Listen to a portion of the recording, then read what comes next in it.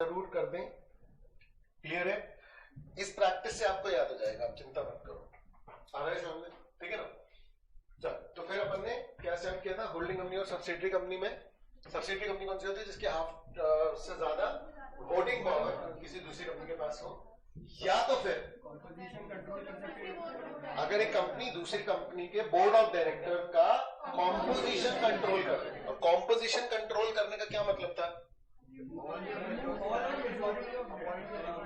All या majority of directors को appoint या रिमूव कर पाए। अगर एक कंपनी ऐसा कर सकती है किसी भी पावर के तहत, तो वो कंपनी क्या कहलाएगी? होल्डिंग। और जिस कंपनी पे ये कंट्रोल एक्सरसाइज हो रहा है वो क्या कहलाएगी? सब्सिडरी। ये क्लियर है क्या? आ रहा है समझ में? ठीक है ना? उसके बाद अपन ने पढ़ा था कि भाई लेयर्स का एक रिस्ट्रिक्शन है, समझ में आ रहा है? ठीक है, कि आपकी जो कंपनी है उसकी दो से ज्यादा लेयर्स नहीं होते। एक लेयर में कितनी भी सब्सिडरीज हो सकती हैं। कुछ लोगों ने ये सवाल किया था फिर बाद में कि भैया एक लेयर में कितनी नंबर ऑफ सब्सिडरीज हो सकती हैं, तो कितनी भी हो सकती हैं, उसका कोई ऐसा बताया गया नहीं। ठीक है ना? तो सब्सिडरी की सब्सिडरी क्या हो गई? Second layer. उनकी सब्सिडरीज नहीं हो सकती। कुछ एक्सेप्शन अपन ने पढ़े थे कि अगर आप किसी फॉरेन कंपनी को एक्वायर कर रहे हो, जिसकी अपनी सब्सिडरीज है कई लेवल की, उसकी कंट्री के हिसाब से, तो क्या होगा? चल जाएगा उसमें। मतलब अगर आपकी दो से ज्यादा हो रही है तो चल जाएगा। दूसरा क्या था कि एक होली ओन सब्सिडरी की जो लेयर है वो आपकी क्या है? एग्जेम्प्ट है। अरे सर, इसके अलावा हमने क्या बोला कि एग्जिस्टिंग कंपनी का क्या करें जिसकी ऑलरेडी काफी सारी सब्सिडरीज है। ऐसा तो नहीं ना कि एकदम रूल लेकर के आए तो चेंज कर सकते हैं। तो फिर क्या था? हमने बोला कि अब आप और लेयर नहीं बढ़ाएंगे, और अगर कम करेंगे तो वापस से उतने में भी नहीं जा पाएंगे जितने में कि आप थे। और 150 दिन के अंदर अंदर 20 सितंबर 2017 को आया था प्रोविजन की 150 दिन के अंदर अंदर क्या कर देना? आरएस को इन्फॉर्म कर देना। कौन? CRL1 जो भी है। अब खैर काम का नहीं है इसलिए इंपॉर्टेंट इतना नहीं है, लेकिन ठीक है। क्लियर है क्या? ठीक है, समझ गए इस बात को? उसके बाद फिर अपन ने क्या पढ़ा था? और क्या था इसमें कि गड़बड़ करी तो बात छूट रही है क्या? हाँ, फिड्यूशरी कैपेसिटी वाली जो बात है उसमें क्या था कि अगर एक कंपनी दूसरी कंपनी के शेयर्स वगैरह होल्ड की हुई है, वोटिंग पावर उसके पास धोखे से है, टेम्पररली है, फिड्यूशरी कैपेसिटी में, तो उनके बीच में होल्डिंग सब्सिडरी रिलेशन को नहीं माना जाएगा। क्लियर है? ठीक है ना? ये अपन ने एक्सेप्शन पढ़ा था। गड़बड़ करी तो 10,000 तक का फाइन होगा और 1,000 पर डे। समझ आ रहा है? याद रखना आगे के सारे प्रोविजन में कंपनी के अलग और ऑफिसर इन डिफॉल्ट के अलग अलग प्रोविजंस लिखे जाएंगे। पॉइंट समझ में आ रहा है? क्लियर है? कंपनी के अलग और ऑफिसर इन डिफॉल्ट के अलग अलग लिखे जाएंगे। यहां पर दोनों के लिए सेम टाइप का है। आ रहा है समझ में? ठीक है ना? जब कंपनी एंड एवरी ऑफिसर लिखा है तो पेनल्टी 10,000 की नहीं, समझ लो कि 20,000 की है। तो कंपनी को लग रही है 10,000 की पेनल्टी और एक ऑफिसर इन डिफॉल्ट को। पॉइंट समझ में आ रहा है? क्लियर है? ठीक है ना? चलो, उसके बाद फिर किन पर नहीं लगेंगे ये वाले प्रोविजन? तो बैंकिंग कंपनी पे नहीं लगेंगे, एनबीएफसी पे नहीं लगेंगे, इंश्योरेंस कंपनी पे नहीं लगेंगे और गवर्नमेंट कंपनी पे नहीं लगेंगे। अरे समझ में? ठीक है ना? मेरी बात ध्यान से समझना। आपको अगर इसका टफ क्वेश्चन बनाया जाए, अगर इसके टफ क्वेश्चन बनाने की कोशिश की जाए ना, तो लॉ में पॉसिबिलिटी ये है कि ऐसा क्वेश्चन आ जाएगा कि किसी को नहीं बनेगा। पॉइंट समझ में आ रहा है? ठीक है ना? इस लेवल की पॉसिबिलिटी होती है, लेकिन ऐसा क्वेश्चन वो लोग नहीं बनाना चाहते। समझ में आ रहा है? क्योंकि उन लोग को जबरदस्ती बस मजे नहीं लेने आ रहा है, एक जनरल नॉलेज और उस लेवल से टेस्ट करना है। क्लियर है? ठीक है ना? तो जनरल में ये सारी चीजें आएंगी। मतलब कि ये जो एक्सेप्शन है, अगर मान लो कि बोलता है कि this is a government company और बहुत सारा, समझ में आ रहा है? फालतू बहुत फंसा सकते हैं वो लोग, ऐसा करते नहीं है नॉर्मली कि शुरू में बोलते हैं कि भैया ये प्राइवेट लिमिटेड है या ये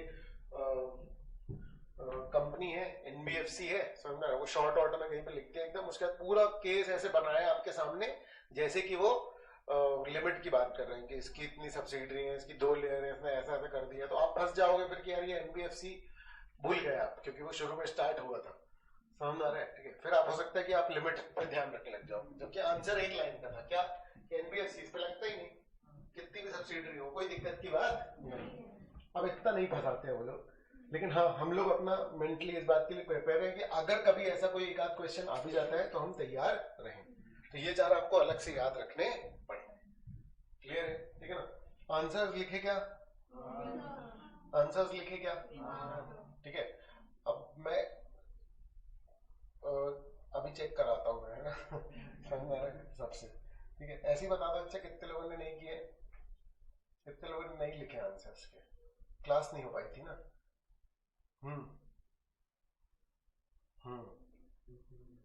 हमने क्यों नहीं लिखे? एक नहीं लिखा, हाँ ठीक है। वो जितने लोगों की क्लास नहीं हो पाई थी उस कारण से नहीं हो पाए तो वो ठीक है, वो कोई इशू नहीं है। अरे साहब ठीक है ना? तो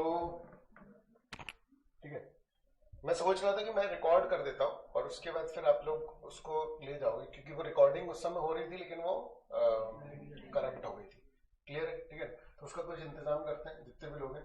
लेकिन हाँ, जैसे कोई छूट जाती है क्लास तो मैं अगर अलग से कभी रिकवरी के लिए कुछ भी ऐसे बुलाऊं तो उसमें बेटा फिर अपनी कन्वीनियंस मत देखना, मेरी कन्वीनियंस देखना। पॉइंट समझ में आ रहा है? अनटिल अनलेस किसी का जेन्युइन रीजन हो तो सिर्फ थोड़ा मुश्किल है इस चक्कर में मत आना, ऐसा मत करना। मतलब ज्यादा कॉम्प्लिकेटेड सेंटेंस हो गया है वो बातें यदि करने लगा मैं क्या करूं। चलो ठीक है, मतलब वो मिल जाएगा तुम लोग को।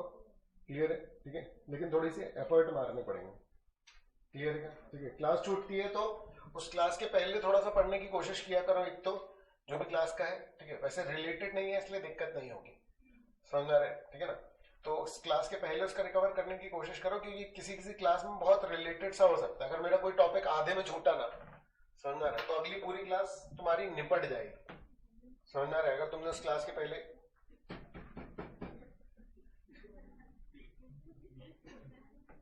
यहाँ हूँ मैं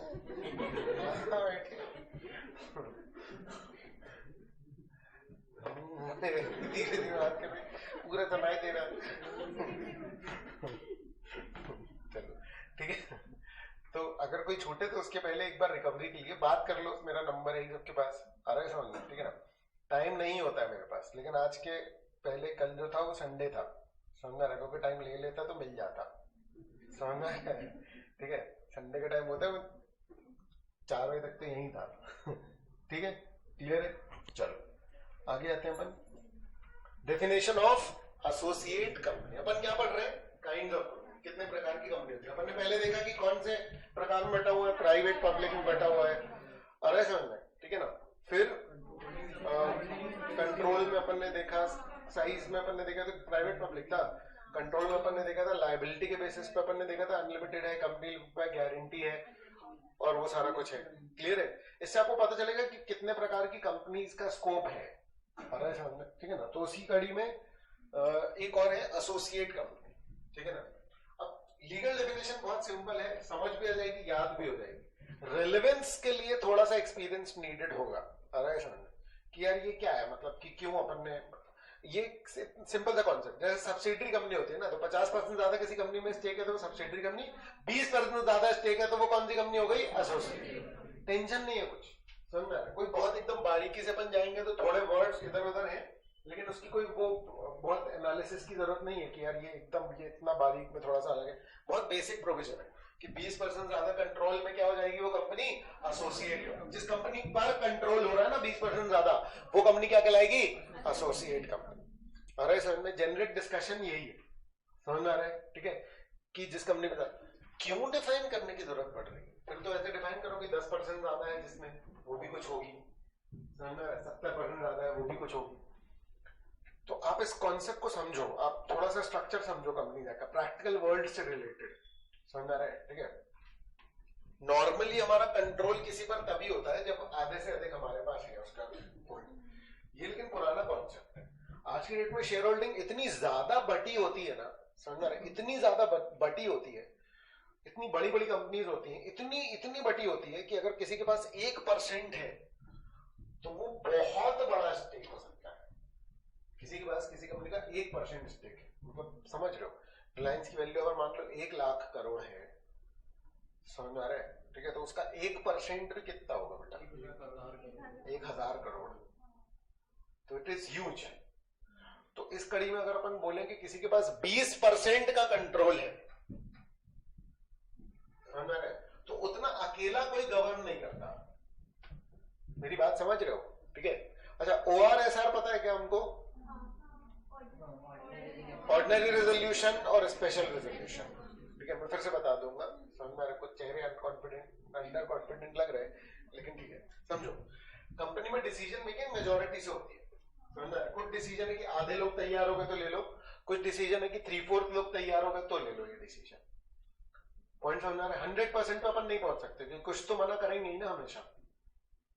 ये वाली बात समझ में आ रही है? तो जनरली तो अगर आपके पास आधे से ज्यादा है तो आप डिसीजन मेकिंग पावर रखते हो, इसलिए हम बोल रहे हैं कि आप कंट्रोल कर रहे हो।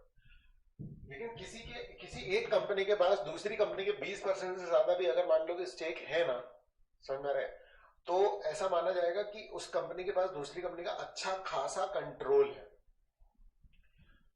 अच्छा खासा कंट्रोल है। क्योंकि सेकंड नंबर पे जो होगा शायद उसके पास 2% भी ना हो, शायद उसके पास 3-4% भी ना हो स्टेक। आ रहा है क्या ये समझ में? तो इसका मतलब वो अकेला काफी कुछ चीजें जो है वो गवर्न कर सकता है और करता आया है। इसलिए कंपनीज एक्ट 2013 के बाद उन लोगों ने क्या किया, ये जो डेफिनेशन है ये इंक्लूड करी। ठीक है, देखो सीए इंस्टीट्यूट ने स्टैंडर्ड्स बनाए थे, कुछ सीए इंस्टीट्यूट ने कुछ स्टैंडर्ड्स बनाए थे, उसमें उन लोगों ने एसोसिएट कंपनी को कंसिडर कर लिया था पहले, समझ में आ रहा है? ठीक है ना। लॉ में ये चीज जो है वो बाद में अडॉप्ट की गई, जब प्रैक्टिकलिटी देखी गई कि एक्चुअली में वो बंदा भी अच्छा खासा कंट्रोल कर रहा है कंपनी को जिसके पास सिर्फ और सिर्फ कितने % का स्टेक है, 20% का। इसलिए हमने कहा कि भैया 20% के कारण भी उसको क्या बोलने लग जाओ, एक दूसरा सा नाम दिया एसोसिएट कंपनी, की काफी मेजर है 20%। ऐसे सुनने में हो सकता है हमको लगे कि यार 20% है ही क्या, अरे समझो, लेकिन आप समझो कि 20% बहुत ज्यादा हो सकता है। कंपनी के जो मेन प्रमोटर्स हैं 8-8%, 9-9% स्टेक पे वो प्रमोटर्स हैं। ऐसी बहुत सारी कंपनीज है। 8-9% का मतलब तुम समझो कि कंपनी में जो 100 रुपए लगे उसमें से 9 रुपए मेरे लगे बस, और पूरा जो डिसीजन मेकिंग है वो ऑलमोस्ट कौन कर रहा है, मैं ही कर रहा हूं। समझ में आ रहा है क्या? क्लियर है? चलो रीड करते हैं official upon definition. Associate company in relation to another company means the company in which that other company has significant influence। word इन लोगों ने थोड़ा सा इंट्रोड्यूस किया है, समझ में आ रहा है कि अपन ने कैसे बोला कि एक कंपनी का दूसरी कंपनी के ऊपर क्या है, सिग्निफिकेंट इन्फ्लुएंस। आ रहा है समझ? ठीक है ना।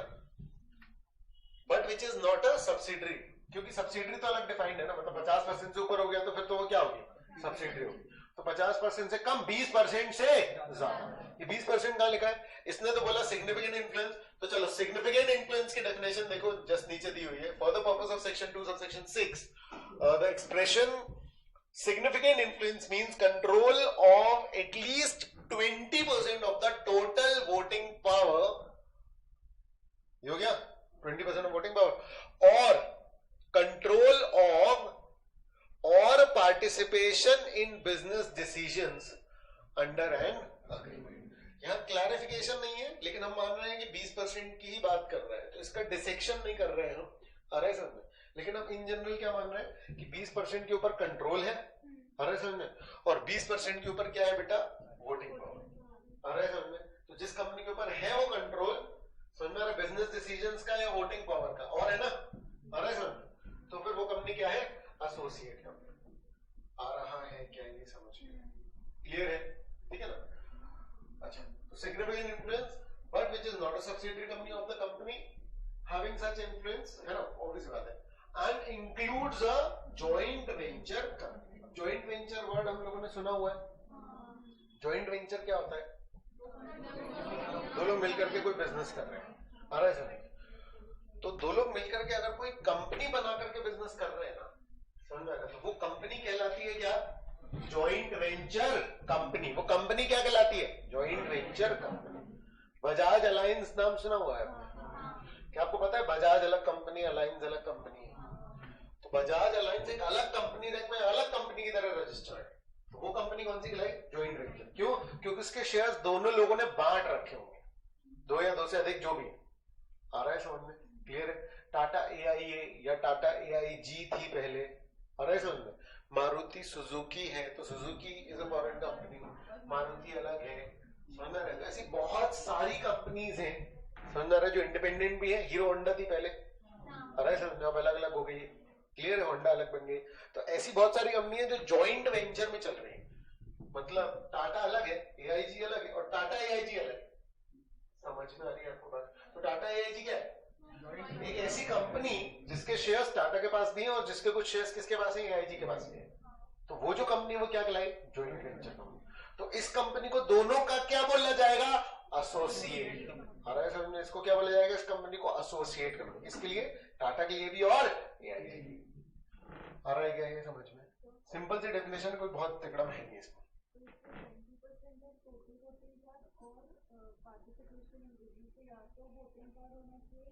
हाँ, क्योंकि वोटिंग पावर में आपके पास डिसीजन मेकिंग 20% ज्यादा की आ गई, और वही बिजनेस डिसीजंस में अगर मान लो मेरे पास 20% ज्यादा की पावर है किसी भी तरीके से, किसी अग्रीमेंट के थ्रू या किसी भी तरीके से, तो हम उस कंपनी को क्या बोलने लगेंगे, एसोसिएट कंपनी। अब हो सकता है कि ये उसी तरीके से कंट्रोल कर रहा हूं कि बोर्ड ऑफ डायरेक्टर्स जो है 20% में अपॉइंट कर सकता हूं, समझ में आ रहा है? तो वो भी एक केस जो है वो इसमें कवर हो जाएगा। या किसी और अग्रीमेंट के थ्रू कि जब तक मैं नहीं बोलूंगा मेरी बातों का वेट कितना होगा एक कंपनी का, 20%। कि जब तक मेरा ओपिनियन ना लिया जाए, तब तक ये डिसीजन ना लिया जाए, तब तक क्या होगा, तो फिर वो क्या होगा, वो भी किस में आ जाएगा, वो भी उस कंपनी को क्या बना देगा, एसोसिएट। ठीक है ना? इसकी डिटेलिंग पे क्वेश्चंस नहीं आते। हाँ,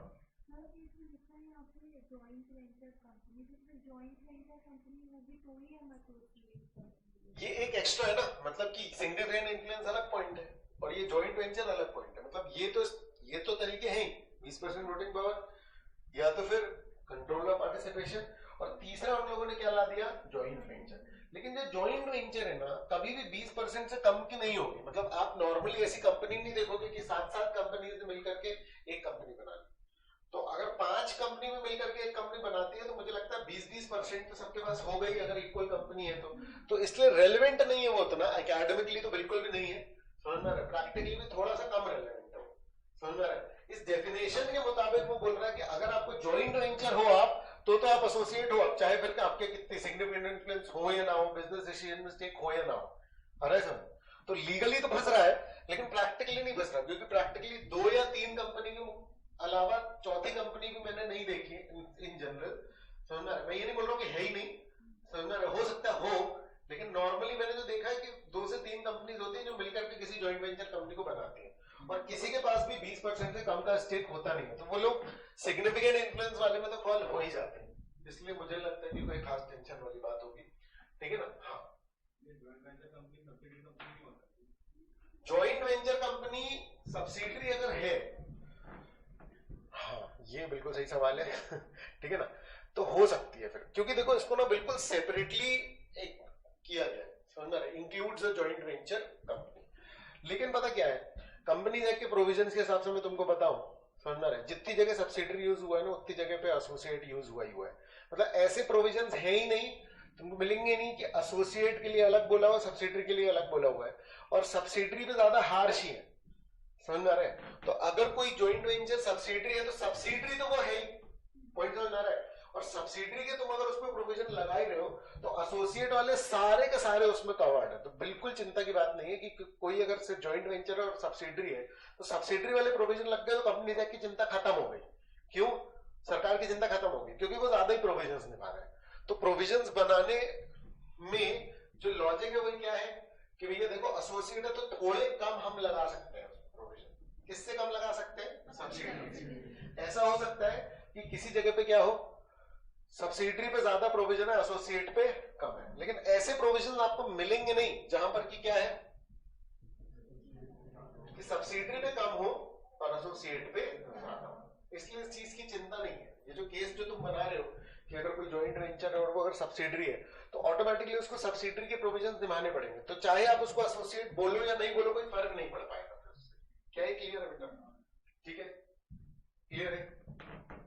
चलो, तो इसको अगर तुम देखोगे सिंपल कि ए लिमिटेड का अगर बी लिमिटेड पर सिग्निफिकेंट इन्फ्लुएंस है तो बी लिमिटेड एसोसिएट कंपनी। ये इसका हिंदी में एक्सप्लेनेशन है कि एसोसिएट कंपनी एक ऐसी कंपनी होती है जिसमें किसी और कंपनी का सिग्निफिकेंट इन्फ्लुएंस हो, ठीक है ना? सिग्निफिकेंट इन्फ्लुएंस मतलब 20% पर control at least total voting power है, पुराना है, ठीक है ना?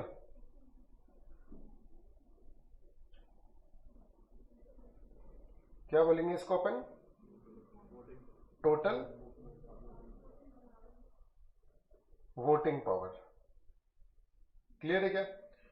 या डिसीजन मेकिंग पर। एसोसिएट कंपनी का मतलब सब्सिडरी कंपनी नहीं। तो सब्सिडरी सिग्निफिकेंट इन्फ्लुएंस को क्या बोला है? 20% प्लस वोटिंग पावर, मतलब 20% से ज्यादा वोटिंग पावर है, या डिसीजन मेकिंग में 20% से प्लस का इसके पास। क्या है? क्लियर है? हाँ लिख सकते हो, मतलब मेरे हिसाब से इतना आसान है कि अपने आप से बना सकते हो। ठीक है, ले लो 2 मिनट, कोई इशू नहीं, लिख लो।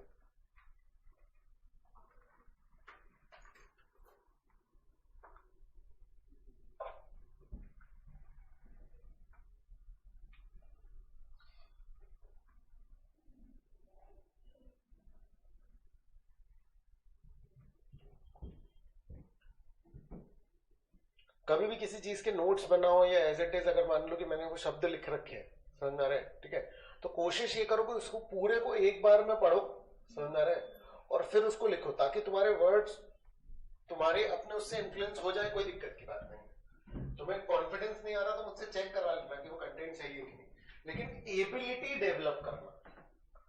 पॉइंट समझ में आ रहा है? ठीक है ना? ये सिंप्लीफाइड एक्सप्लेनेशन भी तुम्हारे लिए टफ हो जाएगा अगर ये तुम्हारे साथ मैच नहीं करता। मतलब समझ में आ रहा है? तुम्हारी लैंग्वेज के साथ तुम कुछ वर्ड्स हैं जिसके साथ नॉर्मली एसोसिएट नहीं करते। जैसे मैं कुछ हिंदी के ऐसे शब्द यूज करता हूँ जिनसे मैं वो हूँ, फेमिलियर हूँ, बहुत ज्यादा कंफर्टेबल भी हूँ, समझ में आ रहा है? लेकिन तुम्हारे लिए फिर वो जी का जंजाल बन जाए, पता चला कि तुम उसी वर्ड को, मतलब समझना, अपन एसोसिएट कंपनी ढूंढ रहे हैं, समझ में आ रहा है? फिर मैंने उसको डिफाइन करने के लिए हिंदी में बताया, फिर तुमने इसमें एक ऐसा वर्ड देख लिया, समझ में आ रहा है, जो हिंदी का था, फिर तुम उस वर्ड को ढूंढने गूगल पे गए, तो जबरदस्ती की चेन हो जाएगी। मतलब समझ में आ रहा है? ये इसलिए है ताकि तुम समझ पाओ, और इसका कोई वर्ड अगर तुम्हें समझ नहीं आता तो अलग करो, दूसरा वर्ड लगा लो। समझ में आ रहा है? ऐसा है ये। ठीक है, मेन सेक्शन के साथ ऐसा नहीं करेंगे अपन। ठीक है ना?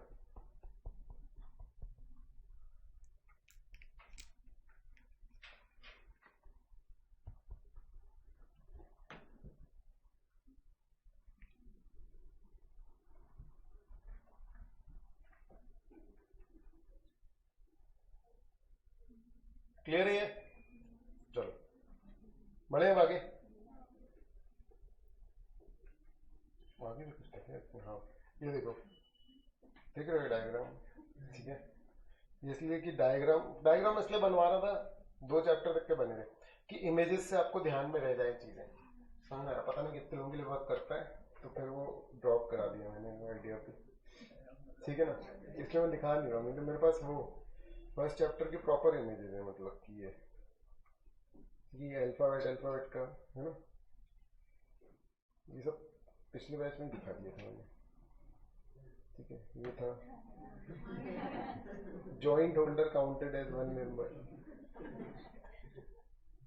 ये 200 है ना, जो बना रहा था वो गिन रहा था, मैंने कहा छोड़ कौन गिनेगा।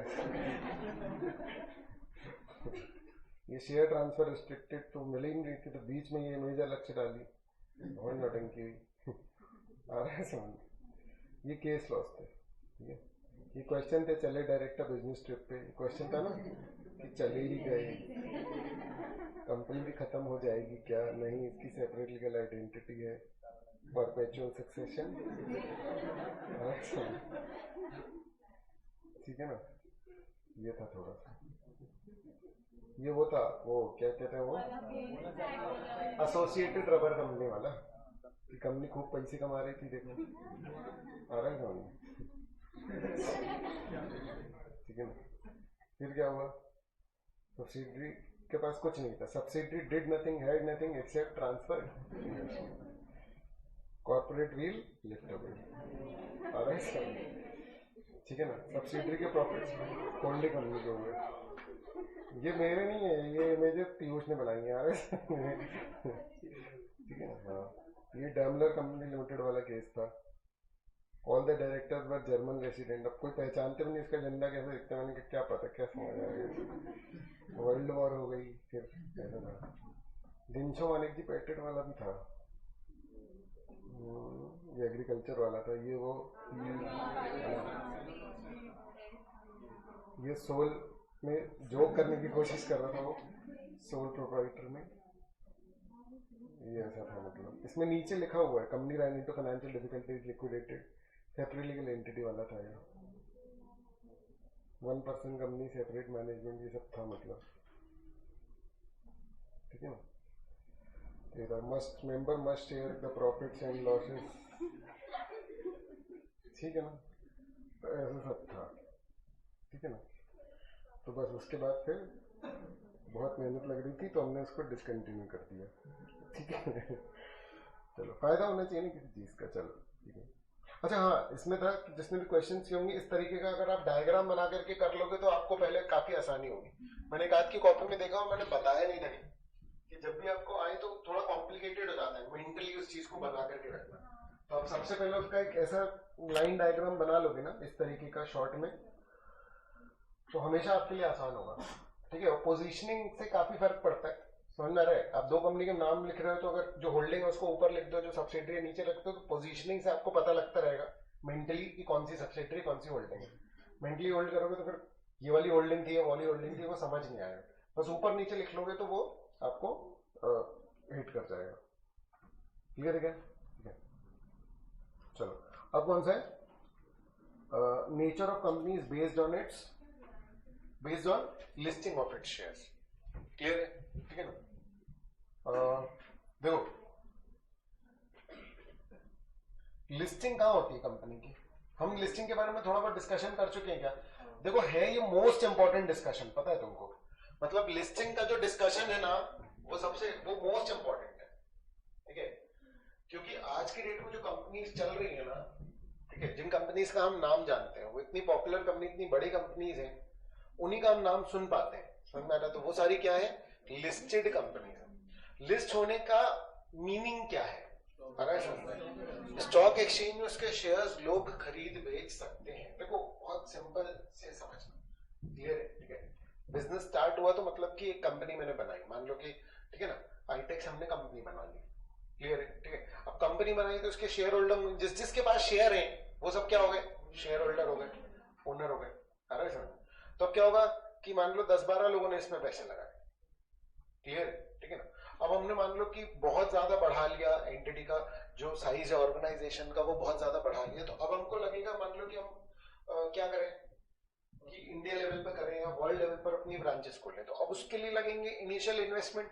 अब इनिशियल इन्वेस्टमेंट के नाम पे हमारे पास उतना है नहीं, आ रहा है समझ में? ठीक है ना, कि अपनी जेब पे लगाना है। लोन लेने जाओ तो भैया ऑब्वियसली बात है, फिर लोन नहीं मिलता कि उतना आपके पास होना चाहिए। प्रॉफिटेबिलिटी बहुत बढ़िया है, आ रहा है समझ में? ठीक है ना, और लोगों को विश्वास भी है, ठीक है। तो अब क्या करें हम कि हम लोगों से बोल देंगे कि भैया जो जितने पैसे लगाएगा उसके उतने की ओनरशिप दे देंगे। तो लेकिन ये काम करने के लिए सरकार ने क्या कर रखा है? रूल्स बना रखे हैं। तो कोई भी व्यक्ति अगर बिना रूल्स निभाए ये काम करता है ना तो वो गलत कर रहा है, वो प्रॉपर जो है वो इलीगल हो जाएगा, समझ में आ रहा है? पब्लिक से पैसे बटोरना, जितनी नेटवर्क मार्केटिंग कंपनी ना आधे से ज्यादा इलीगल चल रही है, कि ये काम आप कर ही नहीं सकते हो जिस तरीके से वो पैसे जुटा रहे हैं। नेटवर्क मार्केटिंग पता है ना, जो वो नेटवर्क चेन वाली जो मार्केटिंग होती है, कुछ लोगों के किया होगा, है ना? तो मैं भी कर चुका हूँ बहुत पहले, ठीक है ना, समझ में आ रहा है क्या? ठीक है ना। तो लिस्टिंग जो है, ठीक है, उसके बाद जब इतने बड़े लेवल पर अगर मान लो मेरे को करना है, इन्वेस्टमेंट चाहिए, तो मुझे पब्लिक से पैसे मांगने पड़ेंगे। तो उसका जो पूरा सिस्टम है, पहले क्या था, कोई रूल्स नहीं थे तो लोग मांग लेते थे पब्लिक से पैसे। गुरु मूवी देखी है क्या किसी ने?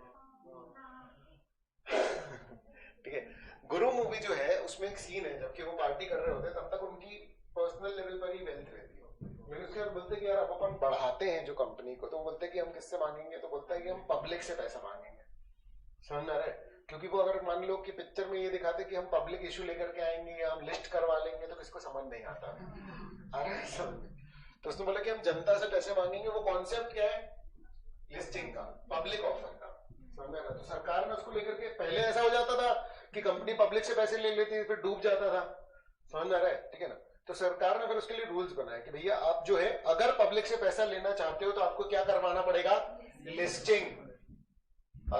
लिस्टिंग मतलब कि किसमें लिस्टिंग कराओगे आप? Stock exchange. पहले स्टॉक एक्सचेंज भी प्राइवेटली हेल्ड था, समझ में आ रहा है? फिर गवर्नमेंट ने उसको कन्वर्ट करके कंपनी और उस पर जो है कंट्रोल लाना चालू किया। पूरा सब्जेक्ट है आज की डेट में सिक्योरिटी लॉस करके, अरे क्योंकि याद रखना बेटा, लिस्टिंग जितनी कंपनी लिस्टेड वगैरह है ना, समझ रहे, 1 रुपए का मूवमेंट अरबों का मूवमेंट होता है, मतलब मान लो कि रिलायंस की कीमत 1100 है, और अगर मान लो 1101 हो गई उसकी, समझ में आ रहा है, ठीक है ना?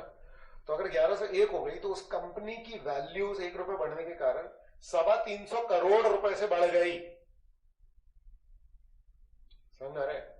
और डेली बेसिस पे अगर मान लो कि 10 से 15 रुपए की मूवमेंट है, तो आप इमेजिन करो 325 करोड़ इंटू मल्टीप्लाई कर लो उतने से।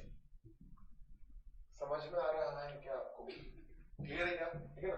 तो ये चीजें बहुत ज्यादा इसलिए मायने रखती हैं, समझ में आ रहा है? तो आप लिस्टिंग का कॉन्सेप्ट समझो। मैं नॉर्मली कोई भी कंपनी बनाता है ना, तो पहले दिन लिस्टिंग नहीं होती। मतलब हम कोई भी एक आम इंसान जब कंपनी बनाता है, ठीक है ना, तो एक नॉर्मल कंपनी बनाएगा। जब आपको लगता है कि यार ऐसा मेरे पास कॉन्सेप्ट है कि मैं पब्लिक से पैसे ले सकता हूं या वो करूं, तो फिर लिस्टिंग के बहुत सारे रेगुलेशन है, क्योंकि जनता से पैसे लेना सरकार के हिसाब से इतना आसान नहीं। पहले साबित करो कि कोई गड़बड़ नहीं होगी, सारा कुछ, बहुत सारे रूल्स, बहुत सारे सर्टिफिकेट है, इसलिए पूरा सब्जेक्ट बना हुआ है उस पर, ठीक है ना? मर्चेंट बैंकर अपॉइंट करना पड़ता है। कंपनीज एक्ट उसको पूरा कवर नहीं करता है, पब्लिक इशू को। थोड़ा बहुत जेनरिक नॉलेज है इसमें, बाकी सारा कुछ किसमें कवर होता है? सेबी रेगुलेशन। हमारे देश में क्या बनी हुई है? SEBI, securities exchange board of India. यानी किसी कंपनी को अगर स्टॉक एक्सचेंज में लिस्ट कराना है, अच्छा लिस्ट होने से क्या होता है? लिस्ट होने से अब उस कंपनी के जो शेयर्स हैं, समझ में आ रहा है, ठीक है, वो मार्केट है। जो स्टॉक एक्सचेंज है वो क्या है बेटा? मार्केट। और हम कोई भी व्यक्ति उस मार्केट से क्या कर सकता है? जुड़ सकता है।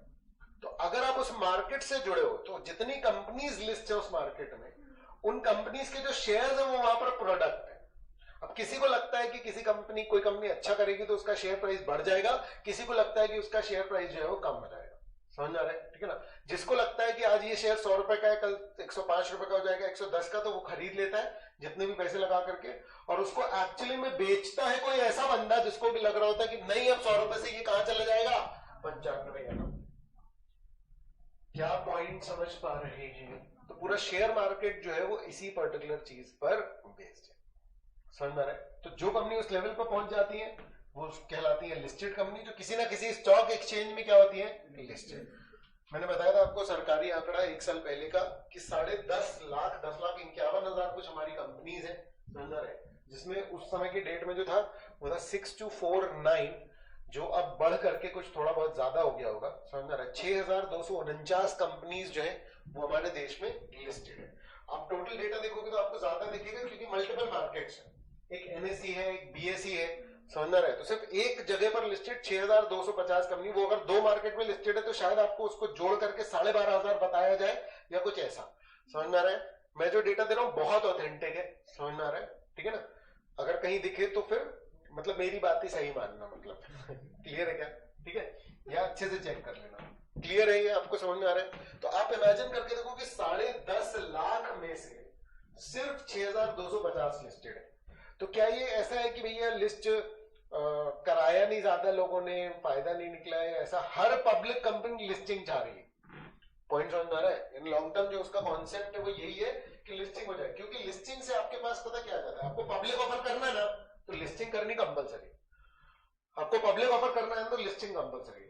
तो समझो, हमको इस एज में अभी ये पता लग जा रहा है, नहीं तो ये बातें बहुत बाद में लोगों को पता चलती हैं कि अगर आपको कल को अपना एम्पायर खड़ा करना है, कुछ अपना बिजनेस करना है, कुछ ऐसा करना है, तो आपको फिर पब्लिक इशू ही एक रास्ता होता है अल्टीमेटली, क्योंकि किसी इंडिविजुअल के पास इतने पैसे नहीं होते कि इतना बड़े लेवल पे बिजनेस कर रहा है।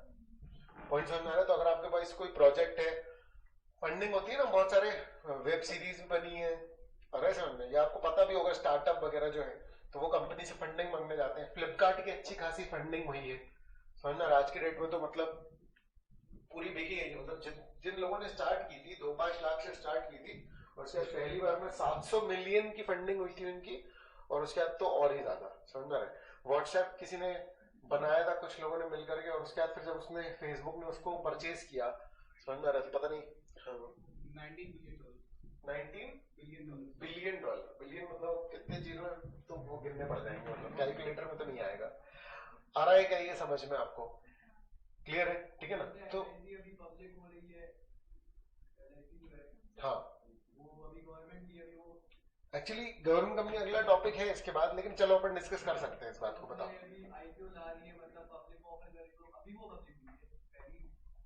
देखो समझो, ठीक है, LIC जो है वो अलग से एक्ट से बनी है, समझ रहा है? अब उसका एकदम एग्जैक्ट लीगल स्ट्रक्चर तो मुझे पता नहीं है, तो हो सकता है कि वो ऑलरेडी लिस्टेड हो सकता है कि उसके मार्केट में शेयर्स ऑलरेडी हो। IPO लाने से इस बात का वो नहीं है। हाँ, IPO तो इनिशियल पब्लिक ऑफर है, ठीक है ना, पब्लिक ऑफर लेकर के आ रही है, हो सकता है उसके शेयर मार्केट में हो। स्टेक बेचने का मतलब क्या है, जो अभी ये जो चल रहा है ना, समझना है, स्टेक बेचने का मतलब क्या है कि गवर्नमेंट ने जो कंपनीज अपने होल्ड में रख रखी थी, अभी डेफिनेशन है आपको गवर्नमेंट कंपनी। गवर्नमेंट कंपनी एक नॉर्मल प्राइवेट या पब्लिक कंपनी होती है, इस बात को समझे सबसे पहले आप। अब ये समझे जिसके मैक्सिमम शेयर्स जो है वो किसके पास है, गवर्नमेंट के पास। तो 51%। हमारे लिए सरकार के मायने क्या है कि सेंट्रल गवर्नमेंट या स्टेट गवर्नमेंट या दोनों मिलकर, पॉइंट समझ आ रहा है, ठीक है ना। तो ये लोग मिल करके या अकेले किसी के पास अगर मान लो शेयर्स कितने हैं, 51% से ज्यादा आ रहा है समझ में, तो वो कंपनी क्या कहलाती है, गवर्नमेंट कंपनी। क्लियर क्या, ठीक है ना। तो LIC जो है, जो अलग से एक्ट से बनता है ना, उसको अपना नाम क्या है, लिमिटेड या प्राइवेट लिमिटेड ऐसे लगाने की जरूरत नहीं पड़ती, इसलिए LIC को नहीं लगानी पड़ती, लेकिन वो है कंपनी फॉर्म में ही बना था। हाँ, उसका एक अलग सेक्शन भी है 1956 एक्ट में, वो सेक्शन 4A था, ठीक है, ये सब टेक्निकल डिटेल है, लेकिन समझो, ठीक है ना, कि अब IPO लेकर के आ रहे हैं, तो अब वो क्या कर रहे हैं कि अब वो या तो और फंड रेज कर रहे हैं, समझ में आ रहा है, ठीक है, या तो सरकार अपनी एग्जिस्टिंग शेयर होल्डिंग इसको भेज देगी जनरल पब्लिक को। तो अभी अगर अपन IPO छोड़ दें, सिंपल अगर अपन बेचने का कॉन्सेप्ट निकालें कि भाई सरकार LIC बेच रही, तो इसका ये मतलब है कि अब गवर्नमेंट के पास थी 51% की शेयर होल्डिंग, यानी आधे से ज्यादा कंट्रोल उसका किसके पास था, सरकार के पास। तो मान लो कि इसमें से उठाकर के 20% उसने पब्लिक में निकाल दिया, तो अब क्या होगा, सरकार अपने शेयर्स बेचेगी और आम जनता उनके शेयर्स जो है वो खरीदेगी। ऐसा भी हो सकता है कि कंपनी के पास टोटल 1 लाख करोड़ का फंड था, हमने कहा कि भाई हम अपना बेच नहीं रहे, लेकिन अब क्या करो, आप 1 लाख करोड़ की और फंडिंग उठा लो मार्केट से, समझ में आ रहा है। तो अब कंपनी के पास टोटल फंड हो जाएगा 2 लाख करोड़ का, समझ में आ रहा है, और इनके शेयर होल्डिंग परसेंटेज में जो 51% थी वो आधी हो जाएगी, पॉइंट समझ में आ रहा है। तो बहुत सारे रास्ते हैं, अब मैंने एग्जैक्टली वो ट्रांजेक्शन नहीं देखा कि उसमें कौन सा रास्ता अपनाया है, लेकिन ये स्ट्रक्चर है, मतलब अगर आपको समझ में आ रहा हो तो। क्लियर है क्या ये, आ रहा है समझ में। तो एक्चुअली में ये जो चल रहा है, जैसे आपको शायद फेसबुक में या व्हाट्सएप में इस तरह की देखने की सरकारी कंपनी बेच रहे हैं, तो ये क्या है कि गवर्नमेंट अपना कंट्रोल डाइल्यूट कर रही है। इसको लेकर के विरोध या इसका जो एक्सेप्टेंस, उसके पॉइंट्स क्या क्या है, समझ में आ रहा है, ठीक है, कि गवर्नमेंट का स्टेक ये रहता है कि यार हमसे मैनेज नहीं हो रहा है, या सरकारी कंपनी में क्या होता है कि कोई अच्छा परफॉर्म करे कि बुरा, तो नौकरी बिल्कुल पक्की रहती है, तो ये उनका रहता है, समझ में आ रहा है। जबकि एक कैपिटलिस्ट जो थिंकिंग है वो ये है कि भाई एक प्राइवेट बंदा उसको ज्यादा बेहतर तरीके से चलाएगा। विरोध में इसका ये है कि भाई अभी तक गवर्नमेंट वेलफेयर के लिए सोच रही थी, जब बैंक्स का नेशनलाइजेशन हुआ तब जाकर के तो रूरल एरियाज में ब्रांचेस खुली बैंक्स की। नेशनलाइजेशन का मतलब क्या था, नेशनलाइजेशन का मतलब ये था कि प्राइवेट होल्डिंग थी, गवर्नमेंट ने कहा छोड़ो अब तुम शेयर, अब हमारे को दो शेयर, यानी गवर्नमेंट ने जबरदस्ती उसके 50% से ज्यादा के शेयर्स खरीद ली। बैंक ऑफ इंडिया या SBI ये सब पब्लिक कंपनीज है, आ रहा है समझ में, यानी इसके शेयर्स लोगों के पास भी है। अगर उसमें हो सकता है कि 55% पैसा सरकार का लगा है, तो 45% आम जनता का भी लगा हुआ है, समझ में आ रहा है, बैंक्स में, क्योंकि ये कौन सी कंपनीज है, पब्लिक लिस्टेड कंपनी। लेकिन गवर्नमेंट की डिसीजन मेकिंग आ गई ना 50% के बाद, तो उन्होंने कहां पर खोल दी, रूरल एरिया में। जब गवर्नमेंट इसको छोड़ेगी, अरे समझ अपना स्टेक छोड़ेगी, जैसे IRCTC का आ गया, IRCTC पहले रेलवेज जो है वो डिपार्टमेंट के तौर पर काम करती, तो कोई कंपनी नहीं है, बिजनेस है, लेकिन डिपार्टमेंट फॉर्म में, कोई एंटिटी नहीं बनी उसकी, लेकिन अब उसको क्या बना दिया, कंपनी। तो उसमें जो पैसा था वो सरकार ने लगाया हुआ था, अब उसको उन्होंने कंपनी बना दी, तो उसके बोर्ड ऑफ डायरेक्टर्स उसको मैनेज करेंगे, समझ में आ रहा है। जनता जो शेयर होल्डिंग का पैसा आएगा, समझ में आ रहा है, वो सारा किसके पास चला जाएगा, समझ लो सरकार के पास, क्योंकि वो अपना स्टेक बेच रही है। तो उससे सरकार क्या करने वाली है कि भैया रोड बनाना, ये सब बोल तो यही रहे, मतलब अरे तो वो सब करेंगे। लेकिन इसके विरोध में दिक्कत क्या है, ये सब बातें आपके कोर्स की मैं इसलिए कर रहा हूँ, समझ में आ रहा है, ये सारी की सारी बातें आपके काम की हैं, कोर्स से रिलेटेड, आगे पहुंचोगे तो समझ में आ जाएगा। क्लियर है, ठीक है। तो इसका विरोध किस हिसाब से होता है कि जैसे ये प्राइवेट में आएगा तो प्रॉफिट मेकिंग में चला जाएगा। अभी जो आप इलेक्ट्रिसिटी के पैसे देते हो, अरे सर, ठीक है ना, इसकी कॉस्टिंग कैसे होती है, समझो, इसका आपका बिजली का बिल आता है यूनिट का, लेकिन पर यूनिट का रेट कैसे डिसाइड होता है, क्योंकि अगर इसको डिमांड सप्लाई से तय करो, सोच पा रहे हैं आप, इकोनॉमिक्स पढ़ी हुई है आप लोगों ने, समझ आ रहा है कि अगर आप इसको डिमांड सप्लाई से तय करो, समझ आ रहा है, तो इनइलास्टिक सी हो सकती है इसकी डिमांड ऑलमोस्ट, समझ आ रहा है। परफेक्टली नहीं है, क्यों? क्योंकि हम फिर इतने जब बहुत ज्यादा आ जाएंगे तो फिर अपन लैंप वैम्प जला लेंगे, बैटरी से काम चलाएंगे, समझ आ रहा है। इलेक्ट्रिसिटी कंपनी से नहीं खरीदेंगे बिजली, पॉइंट समझ आ रहा है, ज्यादा महंगी कर दी। तो अभी इनकी जो अभी जो इनका स्ट्रक्चर है वो किस तरीके का होता है कि इलेक्ट्रिसिटी कंपनीज का जो भी खर्चा होता है, समझ आ रहा है, ठीक है, वो टोटल डिवाइड होता है एक एस्टिमेटेड बजटेड, आ रहा है समझ में, वो टोटल डिवाइड होता है और वो पूरा उसमें यूनिट्स कितनी कंज्यूम हुई उस पर होता है। तो बेसिकली इलेक्ट्रिसिटी कंपनी किस पे काम करती है कि हम अपना खर्चा रिकवर कर रहे हैं, समझ में आ रहा है। हमारे बिजली के रेट क्यों बढ़ते हैं, समझ में आ रहा है, क्योंकि इलेक्ट्रिसिटी कंपनी अपना खर्चा ज्यादा दिखाते हैं, आ रहा है समझ में। जो एमपी में नौकरी कर रहे हैं ना वो बहुत खुश है, आ रहा है समझ में, ठीक है ना। तो आप पास से अगर देखेंगे, मैंने ऑडिट किया हुआ है, समझ में आ रहा है, और मैं बहुत साल बिताया हूँ, समझ में आ रहा है उसको ऑडिट में, इसलिए मैं ये बहुत बहुत दम से बोल रहा हूँ। हो सकता है किसी को एक्सेप्टेबल ना हो, किसी घर वाले कोई हो एमपी में, समझ में आ रहा है, लेकिन मैंने ये देखा है, ठीक है, एक्सेप्शन है कुछ डिपार्टमेंट वगैरह का, लेकिन ऐसे ऐसे भी लोग हैं वहां पर, ठीक है ना, कि जिनकी मतलब कि 60-70 हजार रुपए सैलरी है, समझ आ रहा है, ठीक है, उनका आधा टाइम चाय और खाने में जाता है पूरे ऑफिस का, जो ऑफिस का टाइम है भी नहीं उतना ज्यादा, मतलब आ रहा है समझ में, ठीक है।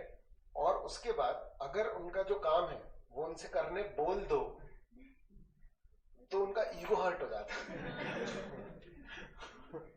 आ रहा है सर, मैं तुमको बता रहा हूँ रियल, समझ आ रहा है। जब हम ट्रेनिंग में थे, मतलब मैं सीए फाइनल में था, तो मैं एक सीए फॉर्म में वर्क करता था, तो वहां से मैंने शायद बताया था ये, समझ आ रहा है, मैं गया था एमपीपी का ऑडिट में कर रहा था, समझ आ रहा है। तो उन्होंने कुछ कंप्यूटर हमको दे रखे थे, क्लियर है, जिसका कि हम मतलब जिससे उनका रिकॉर्ड वगैरह चेक करते थे। तो लंच टाइम में हम लोग खाना खाने गए थे, तो फिर जब हम वापस आए थे तो वहां के कुछ अधिकारी, समझ आ रहा है, अब क्या होता है सरकारी डिपार्टमेंट में हायरार्की बहुत गंदी चलती है, अगर किसी को पता हो कि जो सबऑर्डिनेट है उसका प्रमोशन उसके सीनियर पे डिपेंड करता है, तो जो चापलूसी वाला जो हिसाब किताब वो बहुत गंदा चलता है। तो वहां पर एक साहब बैठ करके सॉलिटेयर खेल रहे थे, जिस कंप्यूटर पर हम लोग काम कर रहे थे, समझ आ रहा है, सॉलिटेयर, और उसके लिए 4 लोगों का सपोर्ट था उनको, जो लोग उनको मोटिवेट और एडवाइजिंग कर रहे थे, समझ रहे कि वो जो उनका काम है वो अच्छे से जल्दी जल्दी हो पाए, और हम लोग उसमें जेन्युइन काम कर रहे थे, आ रहा है समझ। तो जब हम लोग आए तो हम लोग को बिठा दिया कि आप 10 मिनट रुक जाओ क्योंकि साहब का खेल चल रहा है, आ रहा है समझ, ठीक है। उसी समय हमने व्यू बनाया कि भैया अच्छा ये हम जो रेट दे रहे हैं ना एमपी के, आ रहा है समझ, बिजली के रेट जो ज्यादा दे रहे हैं ये इनकी सैलरी में जा रहा है, आ रहा है, जो लोग सैलिटर खेल रहे हैं दूसरे का काम रोक के, आ रहा है समझ। चलो ठीक है, छोड़ो, इमोशनल था वो थोड़ा, चलो क्लियर है, समझ में आ रहा है। वापस आ जाते हैं अपन, लिस्टिंग आप समझ गए, यहाँ पर लिस्टिंग का इतना ही काम है, लेकिन आगे बहुत सारा डिस्कशन आपको मिलेगा जिसमें लिस्टिंग का रेलेवेंस आपको समझ में आएगा। मान लो बहुत सारे प्रोविजन है जो बोलेंगे ये लिस्टेड कंपनी पे लगते हैं लेकिन ये अनलिस्टेड पे नहीं लगते, तो उसका क्यों समझने के लिए ये डिस्कशन मैंने आपके साथ किया था कि लिस्टिंग का मतलब क्या होता है। अरे सर में आप समझ लो इतना सिंपल तौर पे कि प्राइवेट कंपनी पे कम प्रोविजन लगते हैं और पब्लिक पे ज्यादा, समझ आ रहा है। सबसे ज्यादा प्रोविजन लिस्टेड कंपनीज पे लगते हैं, क्यों?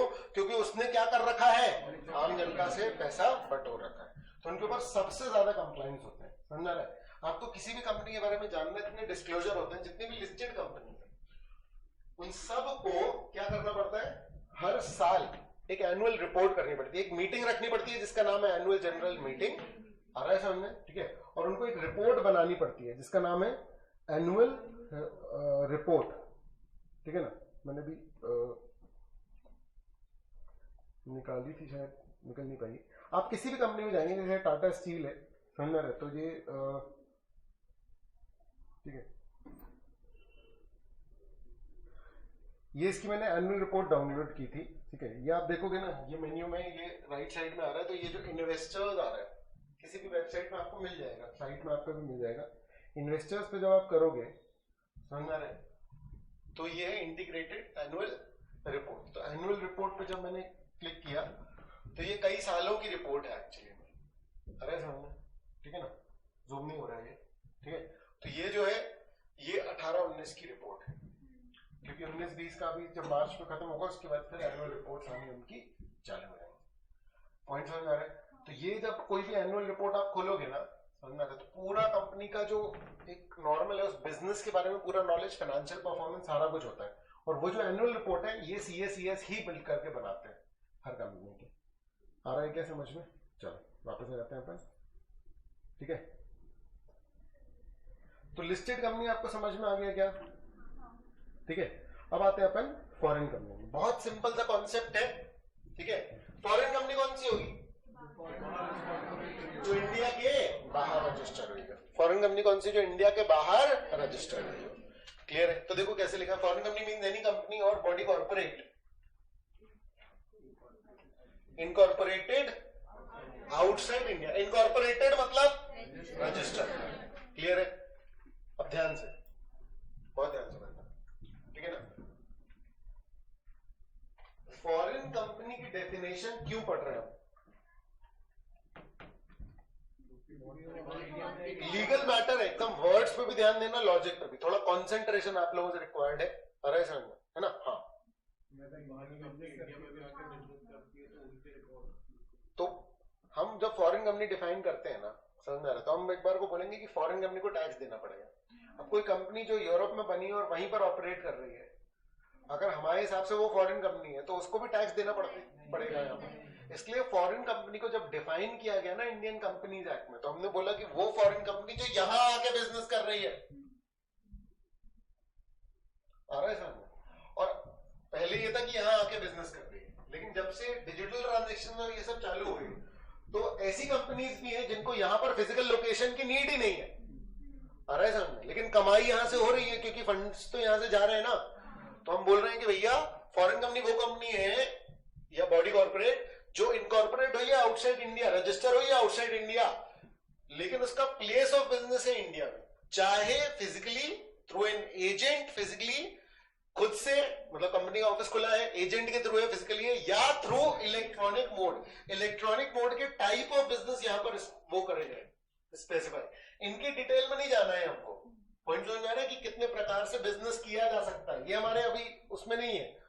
पॉइंट समझ में आ रहा है क्या? हमको ये तय करना है कि अगर कोई बंदा, कोई कंपनी जो इंडिया के बाहर रजिस्टर्ड है और इंडिया से पैसे कमा रही है ना बिजनेस करके कैसे भी, तो वो क्या है? Foreign company.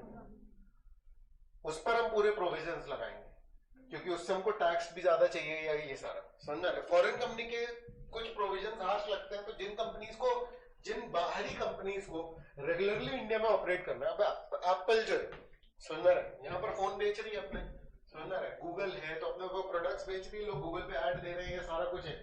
क्लियर है? ये सब फॉरेन कंपनीज है, लेकिन इनको रेगुलरली अब वो करना है ना बिजनेस, तो इन लोगों ने क्या बना लिया, अब इंडिया में आकर के अपनी एंटिटीज रजिस्टर करा ली। तो वो जो इंडियन एंटिटी है वो किससे गवर्न होगी? कंपनी टैक्स से। क्या आपको पॉइंट समझ में आ रहा है? क्लियर है क्या? आ रहा है समझ? अगर हम आज पॉलिसीज चेंज कर दें तो इन कंपनीज की हालत खराब हो जाएगी। पॉइंट समझ में आ रहा है?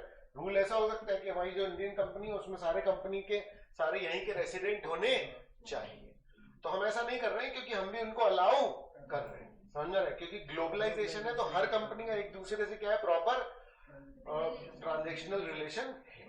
समझ में आ रहा है क्या आपको? क्लियर है? ठीक है ना? तो एक जनरल अपन इसको पढ़ लेते हैं कि क्या क्या काम जो है वो हो सकते हैं, ठीक है ना? तो देखो समझना, फॉरेन कंपनी मतलब वो कंपनी या बॉडी कॉर्पोरेट जो इंडिया के बाहर रजिस्टर है, उसका प्लेस ऑफ बिजनेस इंडिया में, चाहे खुद से, चाहे किसी एजेंट के थ्रू, चाहे फिजिकली या through electronic, and conducts any business activity in India in any other manner. किसी और तरीके से भी अगर इंडिया में आप क्या कर रहे हो, बिजनेस एक्टिविटी कर रहे हो, तो हमारे लिए आप किसमें आते हो? फॉरेन कंपनी की डेफिनेशन। सिर्फ इतना काफी नहीं है मतलब कि आप बाहर रजिस्टर्ड हो, समझना? इंपॉर्टेंट क्या है कि यहां पर क्या कर रहे हो? ऑपरेट कर रहे हो, बिजनेस कर रहे हो, यहां से पैसे कमा रहे हो। क्लियर है? मीनिंग ऑफ इलेक्ट्रॉनिक मोड में क्या है देखो जरा, ठीक है? तो ये जो इलेक्ट्रॉनिक मोड में है, तो अब देखो, अच्छा, इलेक्ट्रॉनिक मोड में जब ऑपरेट करते हैं, आप कोई वेबसाइट खोलते हो तो वो वेबसाइट में जो पेजेस खुलते हैं, समझना, वो ना कहीं पर स्टोर होते हैं, जैसे पेन ड्राइव होती है ना, हार्ड डिस्क होती है, तो ये सब वो जगह है जहां पर की चीजें स्टोर होती हैं। तो जब आप वेबसाइट ओपन करते हो तो वो पेज तो आपके पास था नहीं जो इंटरनेट से आया, तो वो इंटरनेट में कहां से आया, तो कोई एक सर्वर होता है फिजिकल, समझ रहे, कोई हार्ड ड्राइव होती है, तो बहुत बड़ी हार्ड ड्राइव्स को क्या बोलते हैं अपन, सर्वर। तो वो जो सर्वर है वो कहीं पर लोकेटेड होता है। पॉइंट समझ में आ रहा है? तो उसका रेफरेंस है यहाँ पर, इसलिए मैं आपको एक्सप्लेन कर रहा हूं कि भाई for the purpose of section clause 42 of section 2, electronic mode means carrying out business electronically whether main server is installed in India और नॉट। ये बात समझ में आई आपको? मतलब वो डेटा यहाँ पर हो या ना हो, तुम समझना। तुम अगर मान लो कि यूएस या यूके की कोई वेबसाइट खोलने की कोशिश करोगे ना, समझ में आ रहा है, तो वो बहुत देर लगाएगी। क्यों? क्योंकि उसका जो डेटा है वो वहां से लेकर के आ रहा है, समझ में आ रहा है। लेकिन यहाँ लोकल अगर मान लो कि तुम अपना फेसबुक का प्रोफाइल या कुछ भी खोलते हो तो वो झट से लोड हो जाता है, समझ में आ रहा है, क्योंकि उसका सर्वर ना यहीं आसपास कहीं रखा होगा उन्होंने, एमपी में या इंडिया में ही कहीं, समझना।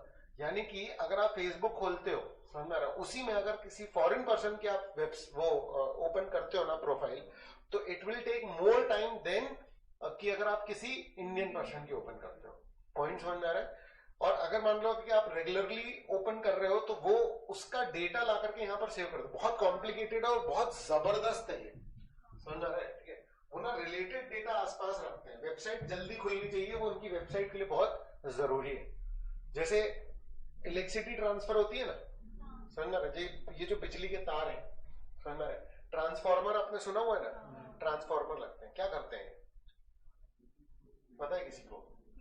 स्पीड मेंटेन करते हैं, समझ आ रहा है? क्यों? क्योंकि अगर मान लो वहां से सिग्नल एक ही तार से अगर मान लो यहाँ तक पहुंचेगा ना, तो वो पुश नहीं हो पाता प्रॉपर, समझ में आ रहा है? वो ट्रांसफर, तो वैसे ट्रांसपोंडर और मतलब कि वो जो ट्रांसफॉर्मर्स है वो ये सब काम करते हैं। आपने देखा है कभी ऐसे ट्रेन वेन से जाओ तो वो जो बड़े बड़े वो लगे रहते हैं जो बिजली के ऐसे ऐसे, है ना, वायर रहते हैं ठीक है ना, तो उसमें बीच बीच में फिर वो ट्रांसफॉर्मर वगैरह जो है वो सब लगाते हैं, समझ में आ रहा है? ठीक है ना।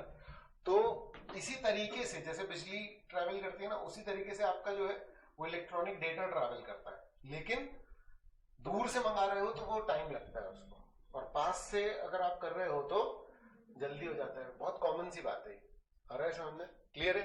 तो वो उन लोग आपके बिहेवियर्स के हिसाब से जो है वो चीजें मैनेज करते हैं, ठीक है, बहुत सारा कुछ है उसमें, ठीक है।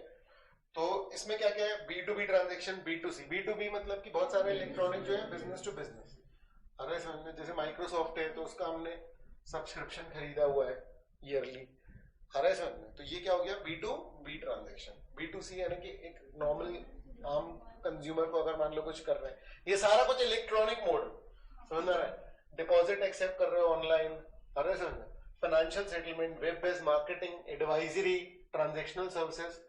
पता है आपको ऐसी वेबसाइट्स है ओडेस्क और क्या कहते हैं freelancer.com कि अगर कोई व्यक्ति जिसको कि पैसे अर्न करने हैं, आ रहा है समझ में, ठीक है, तो आप इन वेबसाइट पे ऑनलाइन प्रॉपर काम ढूंढ सकते हो, समझ में आ रहा है?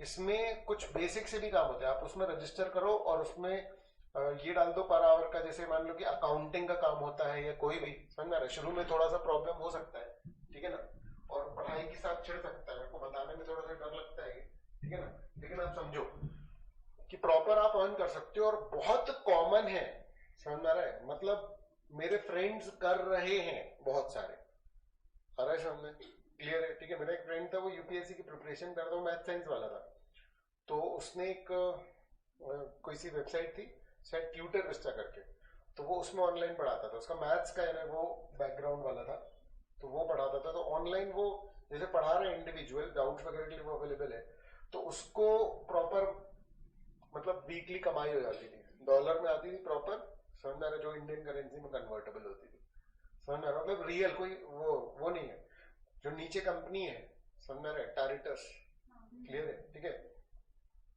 तो इनका करोड़ों का टर्नओवर है आज की डेट में, समझ में आ रहा है? ठीक है, और ये एक अकेले पर्सन ने स्टार्ट की थी, समझ में आ रहा है?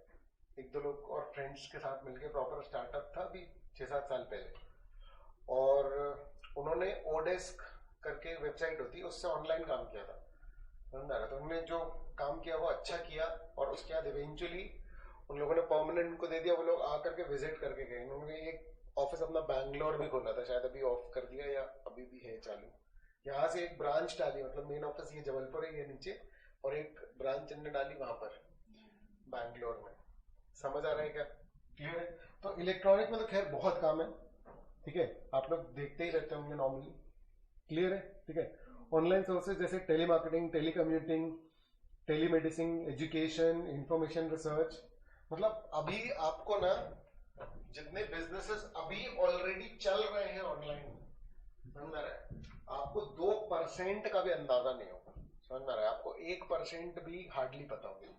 इतने प्रकार के काम, मतलब अपॉर्चुनिटीज हद से ज्यादा है, हद से ज्यादा। क्लियर है क्या? ठीक है ना? चाहे ईमेल से करो, मोबाइल डिवाइसेस से करो, सोशल मीडिया से करो, क्लाउड कंप्यूटिंग के थ्रू करो, डॉक्यूमेंट मैनेजमेंट, वॉइस और डेटा ट्रांसमिशन, ठीक है ना, किसी भी तरीके से करो। मुद्दे की बात क्या है? फॉरेन कंपनी कौन सी है? जो बाहर रजिस्टर्ड है। इसके कुछ शब्द आपको आने चाहिए। पॉइंट समझ आ रहा है? क्लियर है? ये सबको रीड करते आना चाहिए। और अगर आपसे कोई ये याद दिलाए, अगर कोई इसका नाम ले, तो आपको पता होना चाहिए, क्योंकि ऐसा एग्जाम्पल आपको आ सकता है।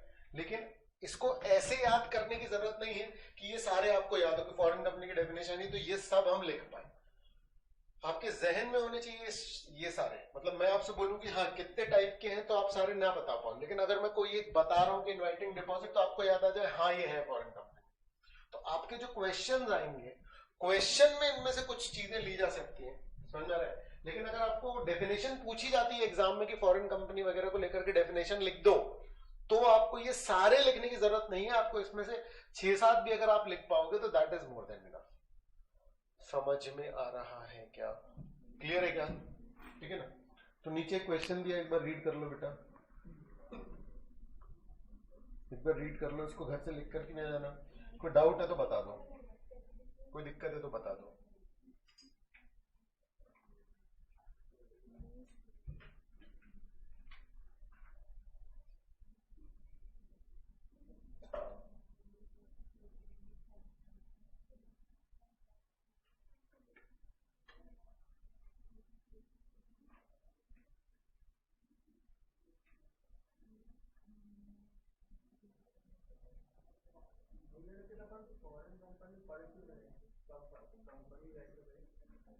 बेटा कंपनीज एक्ट सारी कंपनीज को कंट्रोल करता है, हमारे सामने जो यहाँ की है, ठीक है। और जो भी लोग कंपनी फॉर्म में बिजनेस को ऑपरेट कर रहे हैं, समझ रहे हैं, उसको डिफाइन करना उसका काम है। क्योंकि फॉरेन कंपनी जो है, ऐसा ना हो ना कि हम अपनी कंपनी वालों पर तो अपने यहाँ जो कंपनी रजिस्टर है उन पर प्रोविजन बना रहे हैं, और फॉरेन कंपनी आए तो कुछ भी करने लगे। क्यों? क्योंकि वो तो बोले कि हम पे कंपनीज एक्ट ही नहीं लिखता। क्यों? क्योंकि हम तो यहाँ रजिस्टर नहीं है। सेक्शन 2 सब सेक्शन 20 क्या बोलता है? कंपनी कौन सी कहलाती है? जो रजिस्टर्ड हो।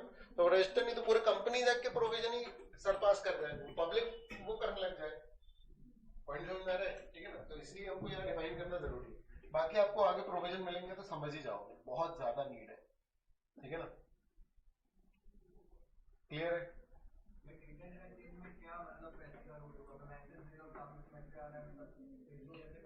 अच्छा तुम मुझे बताओ कि व्हाट्सएप कैसे कमाती है? व्हाट्सएप पे ऐड देखी तुमने? तुम व्हाट्सएप यूज करते हो, व्हाट्सएप कैसे कमाते हैं बताओ? किसी को पता है? प्ले स्टोर से व्हाट्सएप कैसे कमाएगा? गूगल कमाएगा। क्या केपीओ में आता है? अरे वो अलग मैटर ही अलग है, उसका कोई लेने देने नहीं। बिल्कुल अलग है। व्हाट्सएप कैसे कमाता है?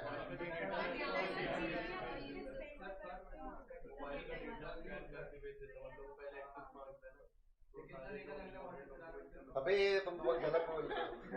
कह रहा हमारा डेटा बेच देता है।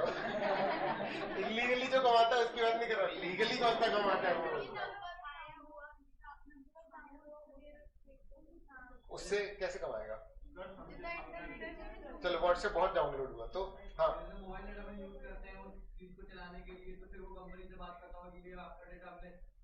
समझ में आ रहा है? बेटा वो मोबाइल डेटा से कमाता है। मतलब तुम इमेजिन कर रहे हो, आप जितना व्हाट्सएप यूज करोगे, तो आपका सर्विस प्रोवाइडर मान लो एयरटेल है, उतना पैसा एयरटेल को व्हाट्सएप को देना पड़ेगा। तो उतना पैसा एयरटेल व्हाट्सएप को देगी कि हाँ और खर्च करवाओ लोगों का डेटा। क्योंकि एयरटेल तुमसे तुम्हारे ये डेटा में ऐसे फाइनेंस जुड़ा हुआ है, समझ में आ रहा है? क्योंकि व्हाट्सएप को देखो, एडवर्टाइजमेंट एक दूसरा तरीका है कमाने का, लेकिन एडवर्टाइजमेंट की जरूरत नहीं है, व्हाट्सएप इतनी नीड है। और व्हाट्सएप में इतना डेटा का फ्लो है, समझ आ रहा है, कि वो अफराद पैसे कमा लेगी ये उससे। मतलब सोचो व्हाट्सएप ना हो तो तुम्हारा डेटा बच लग जाए। अरे इसके पूरे कैलकुलेशन तो तुम्हारा फोन करके रखता है कि कितना डेटा तुम्हारा किसने खर्च करवाया, समझ में आ रहा है? तो वो उस डेटा से ये जो कंपनीज है ये उनको पे करती है, समझ में आ रहा है? कुछ कंपनीज लालची होती है तो वो ऐड भी दिखाती है फिर। आ रहा है समझ में? ठीक है ना? तो लेकिन व्हाट्सएप इतना यूज होता है कि उसको नीड नहीं, तो इसलिए बहुत सारे हैं, मतलब समझ में आ रहा है? पता है मैंने एक ऑडिट किया था, in.com सुना है क्या आप लोगों ने? सुना है? ESPN क्रिकेट इन्फो, अच्छा कलर्स तो पता होगा, कलर्स, IBN, मनी कंट्रोल, समझ में आ रहा है? ये सब एक ग्रुप ऑफ कंपनीज में जिसका मैंने ऑडिट किया था, ठीक है? और इसकी जो मेन कंपनी है वो है TV18, जिसके अंदर में वो MTV, वाईकॉम और कलर्स ये सारे चैनल आते हैं। तो उनका जो वेबसाइट वाला विंग था उसका मैंने ऑडिट किया था, तो उसमें उनकी सबसे मेजर वेबसाइट थी in.com, ठीक है ना? तो उनके साथ में बैठा था वो गूगल, उनका जो एडवर्टाइजमेंट था वहां मेरे को पहली बार पता चला था, समझ रहा है, कि गूगल जो है वो एड कैसे सेल करता है। अरे तो उस समय फेसबुक एड्स का उतना वो नहीं था, फेसबुक अपना बस स्केल अप ही कर रहा था। तो गूगल जो था उसका एड का सिस्टम क्या होता है, वो पहली बार उसका जो रेवेन्यू मॉडल है वो समझ में आया था, ठीक है? ये जो बहुत सारी चीजें ट्रांसपॉन्डर और वो सारा पूरा डिटेल में बैठ करके समझा था। उन लोगों ने एक एम्प्लॉय लगा रखा था 40-45 हजार रुपए का, जो सिर्फ यही काम करती थी कि बिल्डिंग, मतलब कि कोई आप वर्ड सर्च करते हो ना कुछ गूगल पे, समझ रहा है, तो एक तो आपको वो लिस्टिंग देता है कि आपके रेलेवेंट क्या है, और कुछ एड्स भी देता है। उन एडवर्टाइजमेंट, उन कंपनीज ने जिनके वो ऐड दे रहा है, उन वेबसाइट्स ने वो वर्ड्स खरीदे हैं जो कि आप टाइप करते हो, और हर कंपनी उसको खरीद सकती है टॉप 3, और उसकी लगती है बोली लाइव लेवल पर, और सारा सिस्टम चलता है प्रीपेड। समझो कैसे होता है ये, जानना है क्या कि मैं आगे बढ़ता? ठीक है, तो मतलब समझो ना, अब गूगल ऐड करता है तो क्या कमाएगा कैसे, समझ रहे? तो गूगल क्या करता है, उसने लिख रखे वर्ड, मतलब अब सोच करके देखो आपको क्या चाहिए कि सचिन तेंदुलकर टाइप हो गूगल पे तो मेरा ऐड लगेगा, तो आप ऐसा कर सकते हो, और एक आम इंसान तक ऐसा ऐड क्रिएट कर सकता है, समझ में आ रहा है? एडसेंस और उसको करके, तो आप क्या करोगे, आप जाओगे तो उसकी लाइव बोली चल रही होती है उसमें, आप एडसेंस का क्रिएट करोगे ना, समझ में आ रहा है? तो आप उसमें पैसा लोड करोगे, जैसे रिचार्ज टाइप कि आप अपने अपना पैसा लोड किया, समझ में आ रहा है? उसके बाद आप बोली लगा दोगे, अगर समझ में आ रहा है कि भाई वो मान लो 33 रुपए चल रहा है और आपने लगा दिया 34, समझ में आ रहा है? तो एक क्लिक पे आपके पैसे में से 34 रुपए कट जाएंगे। अगर किसी ने सचिन तेंदुलकर टाइप किया और आपका एड शो हुआ, वो पर क्लिक भी होता है, पर व्यू भी होता है, तो मान लो मैं क्लिक की बात करूं, तो एक बार सचिन तेंदुलकर टाइप हुआ तो आपका वो एड दिखा देगा, और उस पर एक क्लिक हुई तो आपके अकाउंट में से 34 रुपए कट जाएंगे। अब इमेजिन करके देखो कि पूरे वर्ल्ड ओवर अगर सचिन तेंदुलकर वर्ड टाइप हो रहा है, समझ में आ रहा है, और कोई क्लिक करेगा, तो मतलब अगर मान लो कि आपने 5 लाख का बजट रखा, तो हो सकता है कि आपका एक दिन में 5 लाख उड़ जाए अगर आपने सचिन तेंदुलकर वर्ड खरीदा, समझ में आ रहा है? और मैं ऐसा वर्ड खरीद सकता हूँ कि CA कोचिंग इन जबलपुर, ये अलग वर्ड है, CA कोचिंग अलग वर्ड है, कोचिंग अलग वर्ड है, जबलपुर अलग वर्ड है। तुम इमेजिन नहीं कर सकते हो कि किस लेवल की कमाई कर रहा है। और अच्छा, जिसने खरीदा वो, अब हो सकता है ना ऐसे वर्ड्स में जो किसी ने नहीं खरीदे, समझ में आ रहा, तो उसका एक बेसिक रेट वो अपने हिसाब से रखेगा, समझ में, कि पर क्लिक आपको इतना लगेगा, समझ में आ रहा? और वो वर्ड कोई भी खरीद सकता है, किसी ने 34 रुपए की बोली लगा दी तो अब उसका ऐड दिखने लगेगा, उसके 34 रुपए कटने लगेंगे, उसका बजट खत्म हो तो सेकंड हाईएस्ट वाले के ऐड दिखने लग जाएंगे और उसके में कटने लग जाएगा, और किसी ने भी ज्यादा बोली लगा दी तो उसका ऐड दिखने लग जाएगा उसमें। मतलब बेस्ट रेवेन्यू मॉडल जो है उसका बेस्ट है, समझ में आ रहा है? ठीक है, और फेसबुक जो है वो तो अलग ही लेवल पे काम कर रहा है। अरे फेसबुक में नॉर्मली आप देखोगे तो आप कोई भी पोस्ट डालोगे तो उसके नीचे ऐसे लिखा आता है बूस्ट, ठीक है, कभी धोखे दबा के क्लिक भी हो जाता है वो, समझ में आ रहा है? तो आप उसको करोगे ना तो आप एडवर्टाइजमेंट प्रॉपर टारगेट कर सकते हो। आप 200 रुपए में, 300 रुपए, 400 रुपए में कोई भी उसको कर सकते हो। आप जो अपने न्यूज फीड में देखते हो फेसबुक में, समझ में आ रहा है, उसमें स्पॉन्सर्ड लिखा रहता है जो ऐड होता है। पॉइंट समझ में आ रहा है? तो कुछ चीजें इस तरीके से आपके सामने आती हैं जैसे कि वो न्यूज फीड है, लेकिन वो होती है ऐड, तो उसमें लिखा होता है प्रॉपर स्पॉन्सर्ड। तो इतनी चीजें ना जानने के लिए, समझ में आ रहा है कि थक जाओगे, तो इसलिए अभी पहले यही जान लो। ठीक है, चलो उसके बाद फिर गवर्नमेंट कंपनी बहुत सिंपल है कि 51% से ज्यादा किसने होल्ड कर रखा है? सेंट्रल गवर्नमेंट, स्टेट या दोनों ने मिलकर। एक और है, अगर कोई गवर्नमेंट कंपनी उसकी कोई सब्सिडरी कंपनी है, भले पब्लिक हो प्राइवेट हो कुछ भी हो, तो वो क्या होगी? वो भी गवर्नमेंट कंपनी होगी, ये अलग से, which is subsidiary of a government company. Point समझ में आ रहा है? ठीक है, चलो इसमें एक केस जो मुझे लगता है कि वो कवर्ड नहीं है, समझ में आ रहा है? ठीक है, उसका कोई प्रॉपर क्लैरिफिकेशन नहीं मिला है अभी तक, ठीक है, उसको गूगल करना पड़ेगा। ठीक है, वो केस ऐसा है कि अगर मान लो किसी गवर्नमेंट कंपनी ने 30% होल्ड कर रखा है और किसी गवर्नमेंट ने होल्ड कर रखा है 30%, समझ में आ रहा है? तो ये वाला केस कवर्ड इसमें नहीं है। खैर, मैं तुम लोग को दुविधा में डालना चाहता हूँ, समझ में आ रहा है? मेरे दिमाग में सवाल था तो मैंने दे दिया। आ रहा है समझ में कि उस कंपनी को गवर्नमेंट कहेंगे या नहीं कहेंगे, क्योंकि लीगल डेफिनेशन के हिसाब से तो वो कवर नहीं हो रहा। बाकी हाँ, वो गवर्नमेंट कंपनी ही कहलाएगी मेरे हिसाब से तो मीनिंगफुली, क्योंकि वो इस डेफिनेशन में कवर नहीं हो रहा, क्योंकि सीधे सीधे गवर्नमेंट के पास भी स्टेक नहीं है 50% से ऊपर का, और गवर्नमेंट कंपनी की सब्सिडरी भी नहीं है, इसलिए। आ रहा है समझ में? अगर आप गवर्नमेंट कंपनी को गवर्नमेंट मान रहे हो तो वो केस भी कवर हो जाए, ठीक, टेंशन मत लो ज्यादा। आ रहा है समझ में? ठीक है, चलो बॉडी कॉर्पोरेट की डेफिनेशन से अपन कल कर लेंगे। बॉडी कॉर्पोरेट और डोरमेंट कंपनी कॉन्सेप्ट है, क्लियर है? ठीक है, चलो आज इतना ही, बहुत फालतू बातें कर ली अपन ने आज। अच्छा हाँ, अरे होमवर्क, एक तो वो फॉरेन कंपनी वाला, अच्छा एक क्वेश्चन फिर होल्डिंग सब्सिडरी वाला, अगर एडवांस पोर्शन वाला किसी ने नहीं किया है तो वो कर लेना, समझ है? अच्छा एक चीज और कि प्रेफरेंस शेयर्स को लेकर के कुछ लोगों को डाउट्स है, तो ध्यान से समझ लो। प्रेफरेंस शेयर्स के पास, एक सेकेंड सोच लेता हूँ मुझे क्या बोलूं मैं, है ना? ठीक है, अच्छा बता देता हूँ मैं, ठीक है।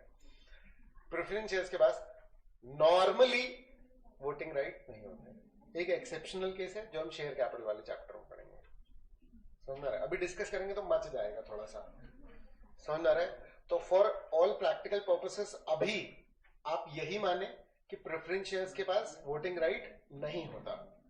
आ रहा है समझ में? वो जो रेयर केस है शेयर कैपिटल, बहुत ऑल सिंपल है, कुछ खास नहीं है, लेकिन अभी डिस्कशन नहीं करना चाहता हूं मैं। तो आपको जो क्वेश्चंस हैं उनमें प्रेफरेंस शेयर्स को आप टोटली क्या कर देना, अलग कर दो, क्योंकि पहले काउंट होते थे, पहले था कि टोटल शेयर कैपिटल उसमें क्यूमुलेटिव प्रेफरेंस शेयर, तो क्वेश्चंस कुछ ऐसे पड़े, लेकिन अब एक्सप्लेनेशन सिंपल हो गया, वोटिंग पावर के बेस पे होएगा। तो वोटिंग पावर किसके पास होती है? इक्विटी के पास। पॉइंट समझ में आ रहा है? ना डिवेंचर के पास ना किसी और के पास, क्लियर है? ठीक है ना? चलो तो बाकी कब करेंगे? कल, ठीक है। पूछना कि अगर कोई नॉन प्रॉफिट कंपनी है पर वो